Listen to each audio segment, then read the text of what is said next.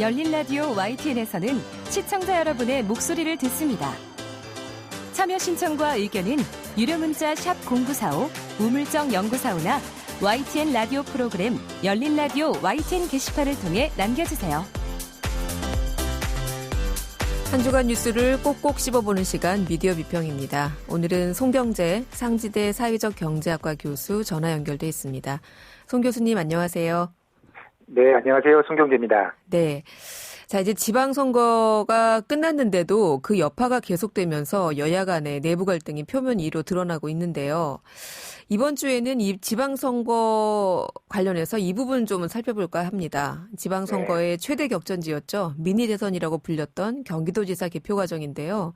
이 개표 초반과는 정반대의 결과가 개표 막판에 나오면서 참 있어서는 안 되는 일인데 대형 오보가 나오는 일이 있었다면서요? 네, 지방선거 당일이죠. 1일 저녁 투표 종료 후에 그 출구조사가 발표가 됐습니다. 예상대로 경기도지사 선거 결과가 박빙인 것으로 나타났는데요. 네. 통계적으로 이제 오차 범위 내에 있었기 때문에 출구조사로도 승리를 예단하기 어려운 상황이 된 거죠. 개표가 거의 90% 이상 완료된 다음날 새벽까지도 김은혜 후보가 김동연 후보를 앞서는 것으로 나와서 대부분 시청자들도 이것으로 끝나나 보다 했다는 말씀들을 많이 했습니다. 네. 그런데 5시 30분쯤이죠. 김동연 민주당 후보가 김은혜 국민의힘 후보를 역전한 거죠. 네. 표차가 0.15%포인트예요. 8,907표 차입니다. 네. 선거 개표 방송 사상 가장 극적인 역전이라고 평가를 받고 있는데 문제는 이제 여기서부터 시작됐습니다. 몇몇 언론사 보도에서 김은혜 후보의 당선 기사를 송고했고 이게 확산이 된 겁니다. 정말 대형 오보 사건이 발생한 겁니다. 네, 아무리 선거 사상 가장 극적인 역전이었다 할지라도 당선자가 확정도 되기 전에 일종의 예측 보도를 한 거네요. 사실 언론 윤리상 그리고 형식에서도 모두 심각한 문제라고 할 수 있는데요. 네. 가장 논란이 되었던 언론 보도는 한국경제입니다. 한국경제는 2일자 사면에 최대 승부처 경기 접수한 김은혜 단숨에 여 간판주자로 이런 기사를 게재했습니다. 네. 단순히 투표 결과의 사실 전달만이 아니라요. 나름 해석까지 추가했는데요. 여기에는 이제 김은혜 후보는 윤석열 대통령을, 김동연 더불어민주당 후보는 이재명 민주당 총괄선대위원장을 등에 업고 치른 선거에서 김은혜 후보가 승리하면서 윤 대통령의 국정 운영이 더 힘을 받게 됐다고까지 했어요. 네. 그리고 그 뉴스완 역시 2일 새벽 기사에서 대선 주자 연거푸 꺾고 71년생 김은혜 첫 여성 광역단체장 새 역사에서 김은혜 후보가 당선됐다고 단정적으로 보도를 했습니다. 이윤 뉴스완은 해당 기사 제목을 대선 주자 연거푸 꺾고 71년생 김은혜 첫 여성 광역단체장 새 역사 쓰나로 수정하게 됐습니다. 물음표로. 네, 이뿐만이 아닙니다. 기호일보 역시 김은혜 후보가 당선됐다는 기사를 송고하는 등 비슷한 오보가 연이어 발생했습니다. 당선자를 이렇게 뒤바꾸는 오보, 정말 큰 네. 오보인데 있어서는 안 되는 실수를 한 거죠. 이에 대한 후속 보도나 정정 보도가 있었습니까? 해당 언론사들은 이제 즉각 오보에 대한 정정과 사과문을 발표했지만 역시 언론계 안팎에서도 비판의 목소리가 제기됐습니다. 네. 한국경제는 이제 3일자 일면에 경기지사 선거보도 사과드립니다. 라는 제목으로 이제 사과문을 게재했습니다. 사과문에서 한국경제는 개표 막판에 당락이 뒤바뀌면서 결과적으로 잘못된 뉴스를 내보냈다고 밝히고 신문 제작 시간상 한계가 있지만 정확하지 못한 기사를 전달한 것에 대해 머리 숙여 사과드린다고 발표했습니다. 네. 기호일보도 2일 오후에 사과문을 이제 자체 홈페이지에 먼저 게재했습니다. 여기서 국민의힘 김은혜 후보의 당선이 확정적이라는 섣부른 예단이 불러온 오보를 했다 이렇게 밝혔고요. 네. 기호일보는 이와 함께 김동연 당선자와 국민의힘 김은혜 후보 그리고 양 선거 캠프 관계자분들께도 사과드린다. 온 국민의 관심사인 경기도지사 선거 결과를 보도하면서 보다 신중했어야 함에도 그러지 못했다 이렇게 밝혔습니다. 네. 이에 대해서 미디어스 6월 3일자 김은혜 당선, 한국경제, 기호일보, 사과문 게재 보도에서는요. 언론사의 신문 제작 시간상 한계가 있지만 섣부른 예단이 불러온 오보 사건이라고 이렇게 비판했습니다. 네.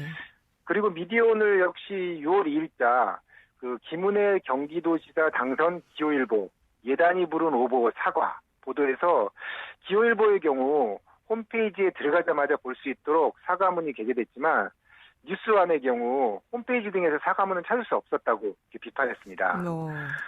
이에 포털뉴스 댓글에서는 잘못을 인정하고 사과하는 것도 늦었다. 이런 비판 댓글도 많았습니다. 네.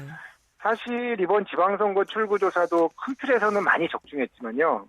뭐 기초자치단체장이나 뭐 광역의원 선거 예측은 빗나간 때도 있었거든요. 네.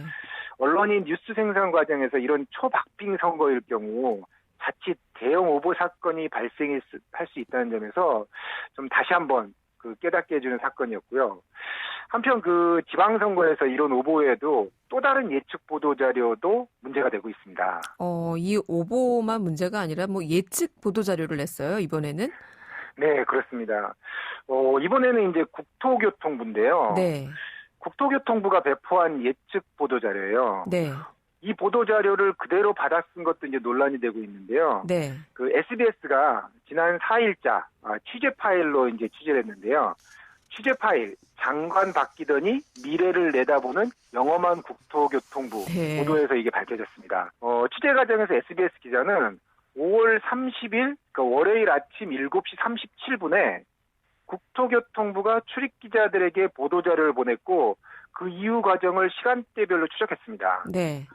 보도 자료의 제목은 GTX 확충으로 꼭두새벽 출근길 전쟁에서 해방 이거였다고 합니다. 네. 근데 보도 자료를 보낸 시간이 아침 7시 37분이거든요. 네.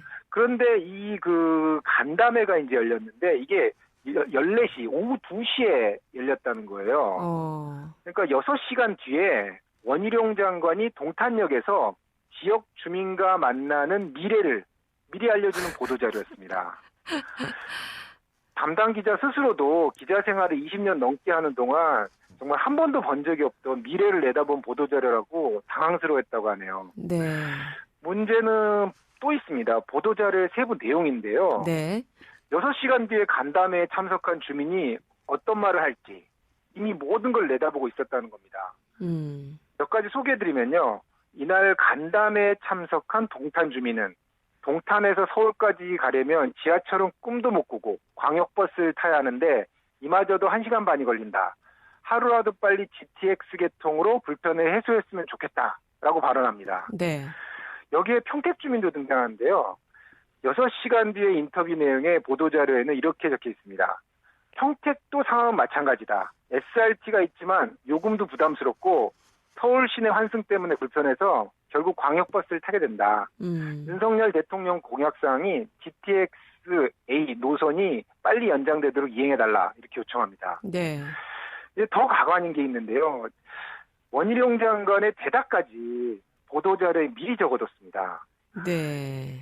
GTX 사업은 수도권의 교통난 해소뿐 아니라 좋은 입지의 희소 가치를 분산시켜서 근본적인 주거 안정을 도모하는 핵심 사업임을 강조하고 기획 연구를 통해서 다양한 조기 추진 방안을 마련해서 국민들의 출퇴근 시간을 돌려드리겠다고 사전에 응답했다고 합니다. 네.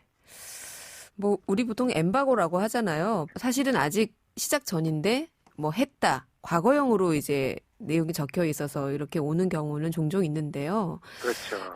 이런 것은 시민들과의 어떤 간담회 자리인데요. 그럼 시민들의 의견을 듣겠다고 한 건데 이미 시민들의 의견이 다 들어져서 보도자료에 써 있었다니까 이 부분은 좀 진짜 누군가의 말 맞다나 영험하다고 해야 됩니까? 이렇게 결론이 미리 나와 있는 이런 상황 어떻게 봐야 할까요? 근데 문제는 이게 한 번이 아니라는 겁니다.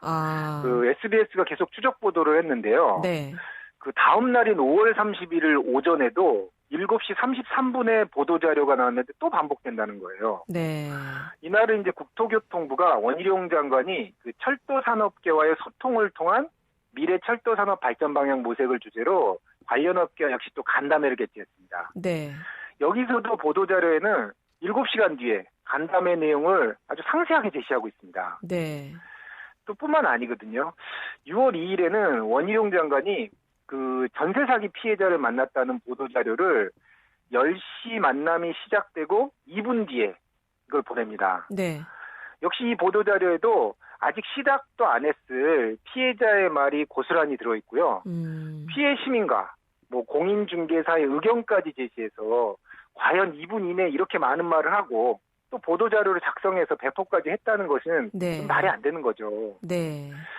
그런데 이제 더 큰 문제는 이제 언론사에게도 있습니다. 그 SBS 보도에서는 보도 자료를 미리 작성한 국토교통부 문제도 있지만 이것을 그대로 토시 하나 빼지 않고 검증 없이 기사화하는 기자와 언론에 대해서도 좀 자성을 촉구했습니다. 네.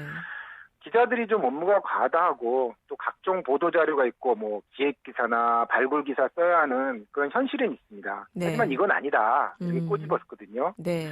최소한 보도 자료를 주더라도 읽어보고 가상의 인터뷰 자료까지 그대로 쓴다는 것은 잘못한 거라는 지적이거든요. 네.